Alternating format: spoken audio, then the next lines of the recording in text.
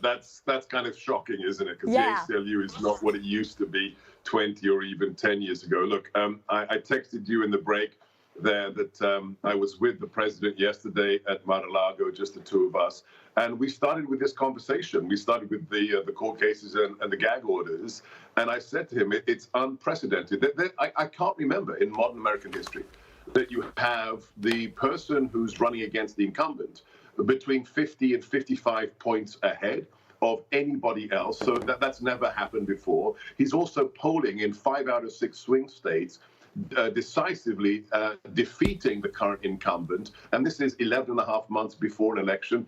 And they want to gag that person. Look, we all, every single American has a First Amendment rights to freedom of speech. But this is doubly dangerous. Why? Because this isn't just his freedom of speech, Bianca.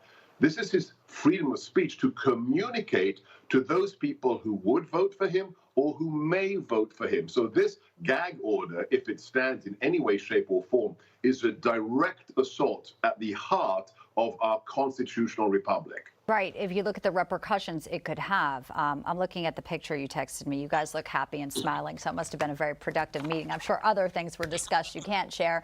I want to get your reaction to yesterday. Last night, I was in Iowa with our own Eric Bolling and Governor Ron DeSantis. Of course, he is Trump's opponent there, had a town hall. And, you know, we covered a wide range of subjects. And while Trump is obviously leading ahead in all of the polls, we showed some of them off at the top of the broadcast, he did kind of go a little bit more direct on the attacks, not just against Trump, but also Biden. And he's calling into the age for both men and their ability to serve 2 terms as president. Take a listen.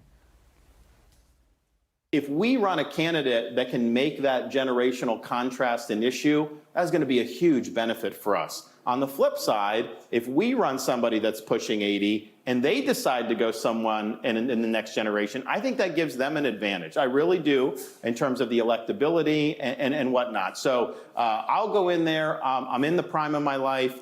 Day one, we will take on all these sacred cows, spit nails, and we'll do it for 2 terms, for 8 years, be able to do the people's business, high energy, a lot of vitality, and we will deliver big results.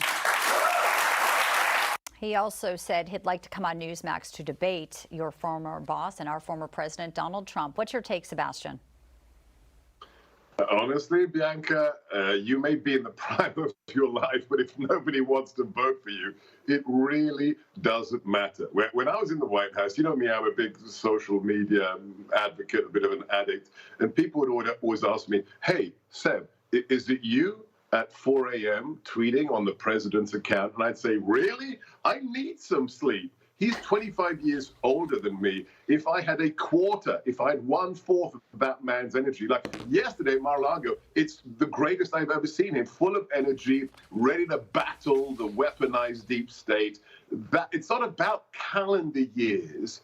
It's about whether you have the passion to save America. And most importantly of all, because this is about an election, sorry, Ron, it's about whether people want to vote for you. You're still in single digits. This will be a case study at Harvard about, you know, how to implode a campaign in just 2 months. That's the sad reality of an erstwhile successful Floridian governor. But no, the American people have spoken. They're not interested.